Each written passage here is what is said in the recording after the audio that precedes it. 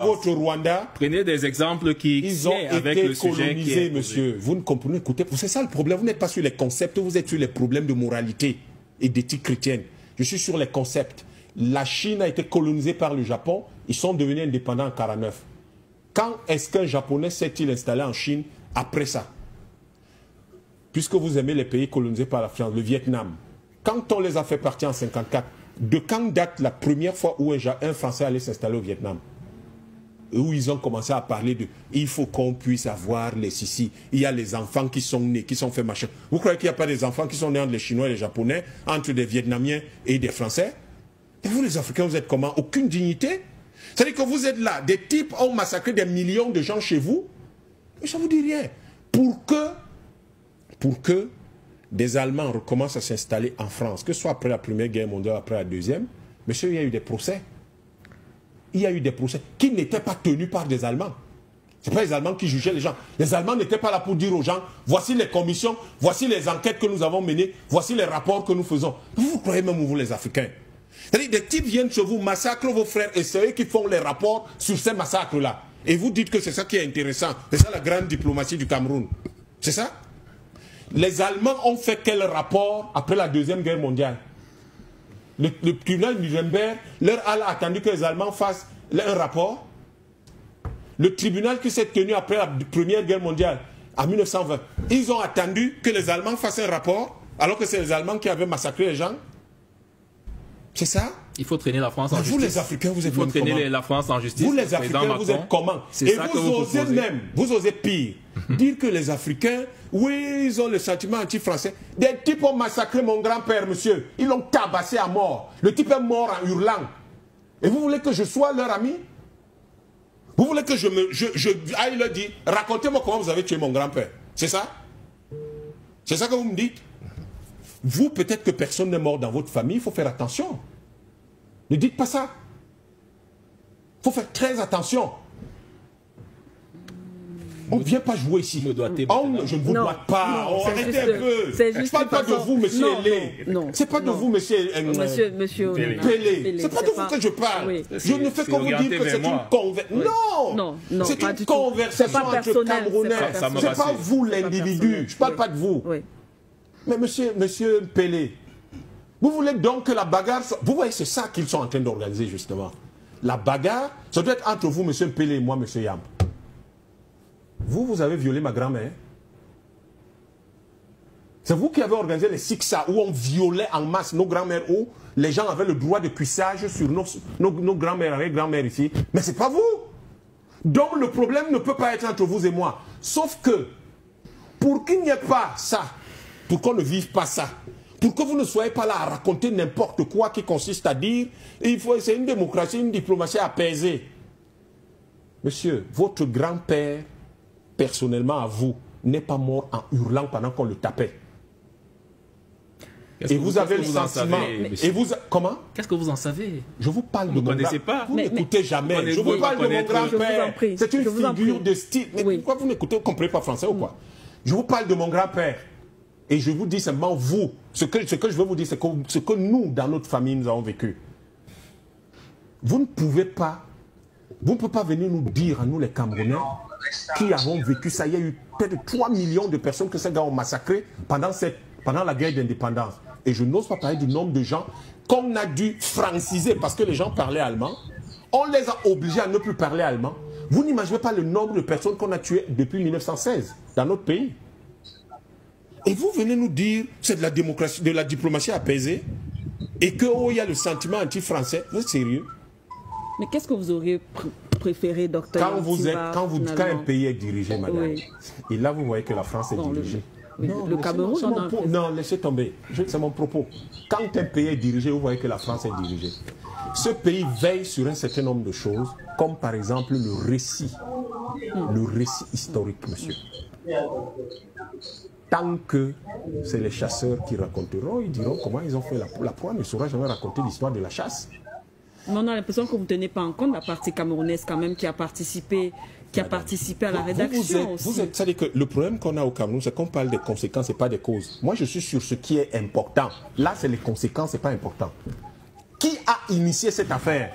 Le président français a dit que c'est lui. quand un pays est dirigé, les dirigeants veillent à contrôler le récit. Le récit historique est quelque chose d'extrêmement important.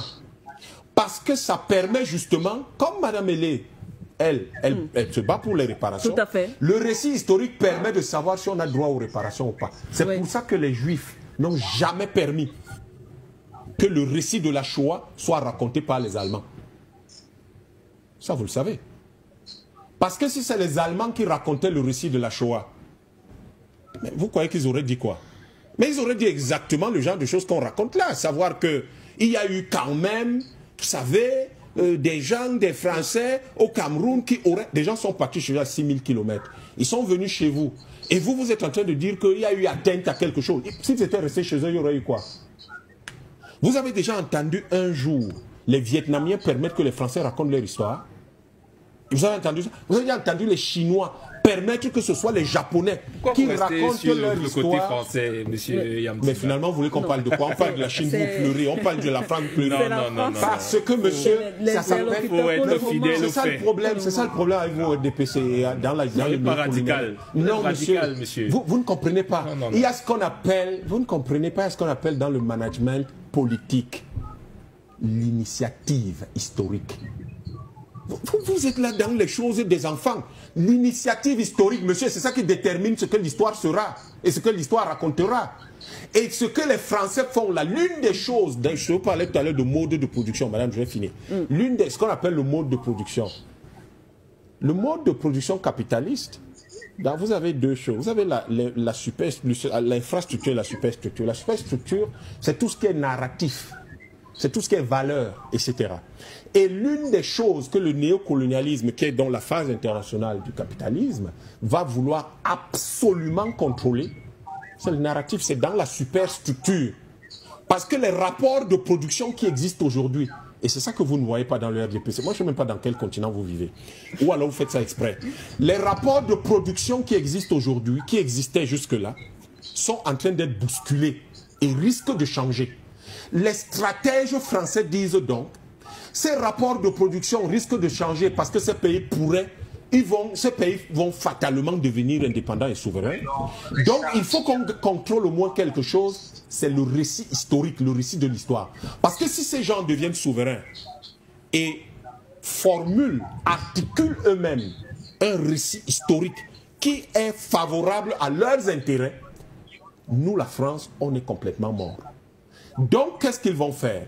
Ils vont contrôler le narratif en créant ce type de commission parfaitement ridicule dans un pays qui a des milliers d'étudiants en histoire et où on a un ministère qui s'occupe de la recherche scientifique et technique, on ne sait pas, ils parlent toujours des chauves-souris, on ne sait pas très bien ce qu'ils font là-bas, et où on a un ministère de l'enseignement supérieur, on ne sait pas du tout comment la recherche est organisée là-bas, où on a quand même tout un ministère de la culture, on ne voit pas très bien ce qu'ils font, et où on aurait donc dû organiser, monsieur, la restitution de l'histoire, la création du récit de l'histoire du Cameroun par les Camerounais. Parce qu'à partir de là, et c'est ça que la France veut éviter, vous ne le voyez pas, à partir de là, quand les Camerounais auront raconté leur histoire eux-mêmes, eh bien, ils peuvent donc mettre sur la table la question des réparations.